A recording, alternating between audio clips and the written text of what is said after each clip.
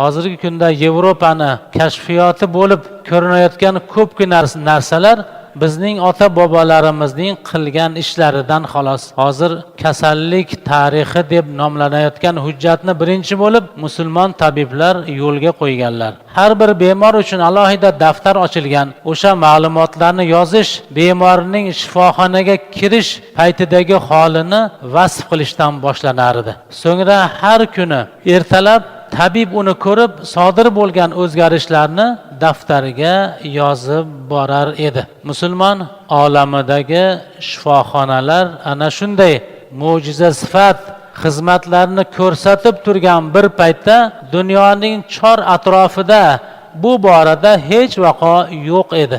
Ularning eng peshqadami bo'lgan Yevropada birinchi shifoxona musulmonlar ta'siri ostida Strasburgda 1500-yilda musulmonlarning birinchi shifoxonasidan roppa-rosa 800 yil keyin ochilgan. Islom olamida tib sohasida yuqorida zikr etilgan mo'jizalar sodir bo'lib bitgan bir vaqtda Yevropada nimalar sodir bo'layotganini Zigrid Xunki xonim quyidagicha tasvirlaydi.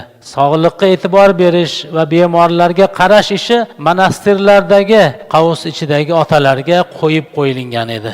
Yevropa yurtlarining turli tomonlarida boshpana va shifoxonalarga ko'plab ziyoratchilar, yetimlar, bevalar, ojizlar, faqirlar, bemorlar murojaat qilar edilar. Bemorlarning o'ziga xos bo'lgan shifoxonalar Yevropada bo'lishi mumkin emas edi. Faqatgina 12-asr oxiriga kelib, salbchilarning harbiy yurishlaridan keyin ular musulmonlarning ko'plab shifoxonalarini ko'rib, o'rganib qaytganlaridan keyin o'shalarga o'xshatib bemorlarni davolashga moslashgan shifoxonalar qura boshladilar. Bundan uzoq vaqt o'tgandan keyingina ular haqiqiy tibbiy xizmat ko'rsatishni yo'lga qo'yishni boshladilar. Kanisaning bu markazlarini barpo qilishdan maqsadi dardni davolash emas, og'riqni qoldirish edi. Ularda bemorlar yerda bir-birlarining ustilariga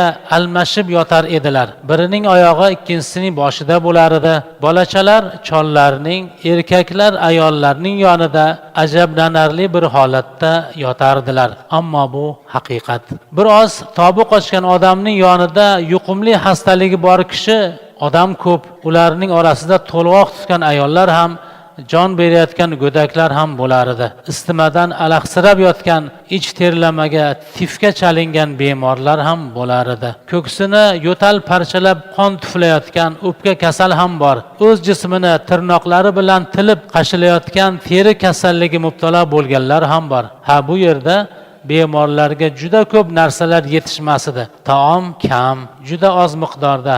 Agar har bir zamonda bir berilardi. Bir boy bir martalik taomni o'z hisobiga olmasa, taomni miqdorini aytmasa ham bo'lar edi. Shuning uchun bunday Qo'shtirnoq ichidagi shifoxonalarning eshiklari erta-yu kech ochiq edi. Kim qachon xohlasa, ashqol-doshqolni ko'tarib kirib kelaverar.